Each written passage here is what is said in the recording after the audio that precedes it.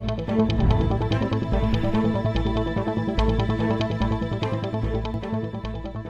में या इस संसार में विरोधाभासों में जीते रहते हैं। डायकोटोमी है एक तरह की, अलग अलग प्रकार की बातें लिखी कही जाती रही है और उसके उलट आचरण। अभी पूर्व वक्ता गीता जी ने भी यह बात कही। एक तरफ हम कहते हैं आत्मनो मातृवत परदारेषु परद्रव्येषु लोष्टवत आत्मवत सर्वभूतेषु यह पठेति स पंडितः, यानी कि ज्ञान की परिभाषा, ज्ञानी की परिभाषा है आत्मवत सर्वभूतेषु। आज हम शिक्षा, समाज और शांति की बात कर रहे हैं। यजुर्वेद के शांति मंत्र को मैं उसका उल्लेख करना चाहूंगा शुरू में, जब उसमें उल्लिखित है ओम द्यौ शांति अंतरिक्षम शांति पृथ्वी शांति आपः शांति शांति औषधयः शांति वनस्पतयः शांति विश्वे देवा शांति शांतिर्ब्रह्म शांति सर्वम शांति शांतिरेव शांति सा मा शांतिरेधिः ओम शांति शांति शांति। तो हम उस देश के वासी हैं जहां पर की पृथ्वी की शांति, जल की, थल की, अंतरिक्ष की, वायु की, अग्नि की, वनस्पति की, वन की, उपवन की, अंतरिक्ष की, गगन की, सकल विश्व की शांति की बात करते हैं। और किसी भी अनुष्ठान की शुरुआत भी और उसके अंत में भी हम शांति मंत्र का ही उल्लेख करते हैं। और यह यजुर्वेद से लिया हुआ जो मैंने उल्लेख किया, तब से अब तक हम शिक्षा शांति किस प्रकार से लाए उस पर चर्चा कर रहे हैं। तो निश्चित रूप से इसका मतलब कि शिक्षा अभी तक अपने उन उद्देश्यों को पाने में सफल नहीं हो पाई है। शिक्षा की बहुत सारी अकादमिक परिभाषा दी गई है। मैं शिक्षा शास्त्र का विद्यार्थी हूं, बहुत ज्यादा इस पर नहीं बोलूंगा, मैं भी सीख ही रहा हूं। लेकिन विसंगतियां ऐसी होती है। हम अब वैश्विक जो डायकोटोमी है उस पर एक दो लाइन में मैं लूंगा। अफ्रीका में एक क्रिस्टोफर मैकडोगल का एक बड़ा ही प्रसिद्ध एक लोकोक्ति है, वो एक कथन है जो कि कई जगह मैंने अपने देश में विद्वानों को उसको उद्धृत करते हुए देखा। वो कहते हैं कि every morning in Africa a gazelle wakes up and it knows that it has to outrun the fastest of the lion, otherwise it will be killed.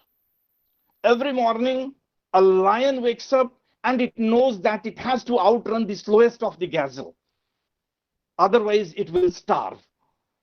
So no matters, it doesn't matter whether you are a lion or you are a gazelle, matlab hiran, when the sun rises you keep running.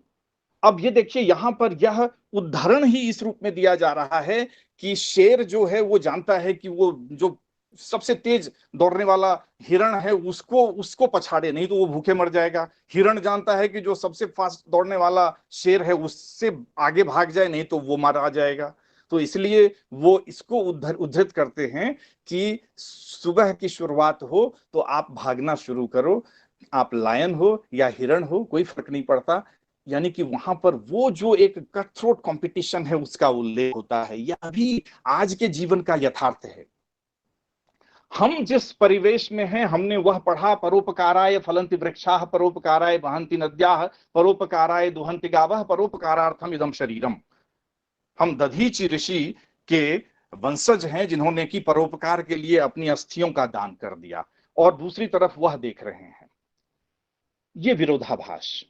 एक और विरोधाभास है इसी देश में। हम उस देश में यहां से वर्धा से हूं, और वर्धा विनोबा भावे और महात्मा गांधी दोनों की कर्मस्थली रही है। विनोबा भावे एक ऐसे व्यक्तित्व के स्वामी रहे हैं जिनकी एक आवाज पर लोगों ने हजारों एकड़ जमीन दान कर दी उन लोगों के लिए जो वंचित रहे हैं। दूसरी तरफ महाभारत में हमारे पास में उदाहरण है कि सुई की नोक के बराबर भूमि के लिए इतना बड़ा संघर्ष हुआ कि 18 अक्षौहिणी सेना नष्ट हो गई। तकरीबन 39,66,600 संख्या में, तकरीबन एक अनुमानित संख्या जो कहते हैं 39-40 लाख की सेना उसकी आहुति दे दी गई सुई की नोक के बराबर की भूमि के लिए। ये दोनों विरोधाभास है। एक तरफ विनोबा भावे जैसे महापुरुष हुए।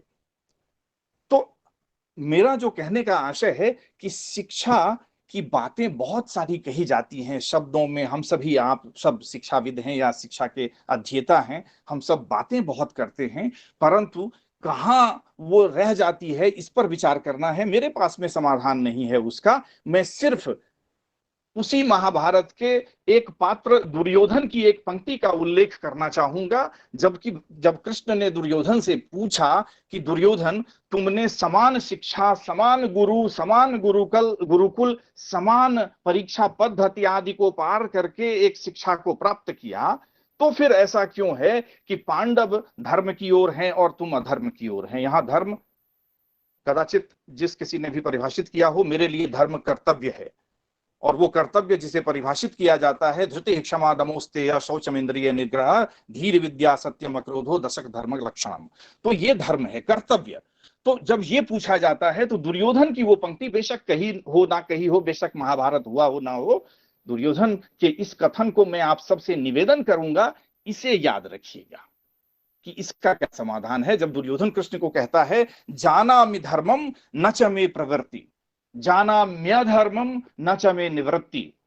हे कृष्ण, मैं जानता हूं कि धर्म क्या है, पढ़ा है मैंने, परंतु मेरी प्रवृत्ति उस ओर नहीं है।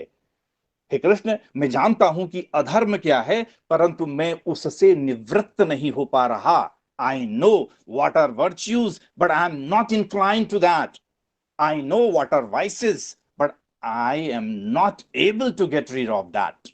तो ये जो प्रवृत्ति है, हमारी प्रवृत्ति किस ओर है और हम किससे मुक्त नहीं हो पा रहे, हमें इस पर विचार करने की जरूरत है। मुझे लगता है कि शिक्षा अगर यह समझाने में कामयाब हो जाए, और नहीं तो मैथिली शरण गुप्त की वह पंक्ति, शिक्षे तुम्हारा नाश हो तुम नौकरी के लिए बनी। अगर शिक्षा सिर्फ नौकरी के लिए, तो मैथिली शरण गुप्त ने कभी कहा कि तुम्हारा नाश हो, तो शिक्षा तो बहुत सी बातें कही जाती है मनुष्य बनाने के लिए, सर्वांगीण विकास, कितनी परिभाषाएं वो किताबों में है, गूगल सर्च पे है, मैं उसका उल्लेख नहीं करूंगा। बस एक निवेदन, ऐसे किसी विमर्श में हम सब बार बार इसी चीज को सोचें कि अगली पीढ़ी को हम क्या देने वाले हैं। मन वचन कर्म, इनकी एक रूपता कैसी हो। विनोबा भावे का वो पत्र आप सब देखना चाहें, यहाँ वर्धा में गीताई मंदिर के एक भवन में रखा हुआ है, जिसमें उन्होंने अपने घर वालों को लिखा था कि मैं महात्मा गांधी को इसलिए गुरु मानता हूं, मैंने उनका अनुयायी बनना इसलिए स्वीकार किया कि अभी तक में मेरे जीवन में ये एकमात्र व्यक्ति मिले जिनके मन वचन और कर्म में अधिकाधिक एक रूपता है। संपूर्णतः नहीं भी हो उसका आशय, तो अधिकाधिक एक रूपता है, और इसलिए मैंने इनका अनुयायी बनना स्वीकार किया है। तो मुझे लगता है, मैं इससे ज्यादा नहीं कहूंगा, अभी ये बहुत समय बीत गया है, पुनः अपराध बोध से ग्रस्त हूं। फिर कभी किसी फोरम पर बात करेंगे हम लोग। शिक्षा को अकादमिक रूप से विस्तारित करते रहना वो कक्षाओं में है, ठीक है, पर शिक्षा की सार्थकता तभी है जबकि हम वास्तव में उसके अर्थों को अंगीकार करें, आत्मसात करें और अपने व्यवहार में परिलक्षित करें। और अगर नहीं, तो वो फिर, यद्यपि तैत्तिरीयोपनिषद में मानव के सभी गुण अवगुण को बताते हुए गुरु कहते हैं कि यान्यस्माकं सुचरितानि तानि त्वयोपास्यानि नो इतराणि, हमारे अंदर जो अनुकरणीय बातें हैं, हे शिष्य, तुम सिर्फ उनको स्वीकार करो, उनका अनुकरण करो, अन्य बातों का न करो। परंतु यह हो नहीं पा रहा। क्या हो रहा मुझे कहने की जरूरत नहीं, प्रतिदिन अखबार पढ़िए, टीवी पढ़िए, देखिए, और जो हो रहा है हम सबको ज्ञात है।